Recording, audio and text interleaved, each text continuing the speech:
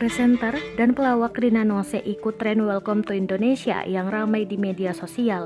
Di unggahan video Welcome to Indonesia, Rina Nose hanya diam meski irama musiknya tetap terdengar. Warganet kemudian menuding Rina Nose sedang menyindir orang lain. Rina Nose membantah menyindir orang lain lewat video Welcome to Indonesia. Semua bisa dianggap menyindir dan asumsi bisa kemana-mana, kata Rina Nose di kawasan Mampang Perapatan, Jakarta Selatan saat dikonfirmasi Warta Kota Live. Rina Nose tidak bisa menahan komentar setiap warganet. Istri Josie Artsen itu tidak mempermasalahkan jika warganet menudingnya sedang menyindir orang lain.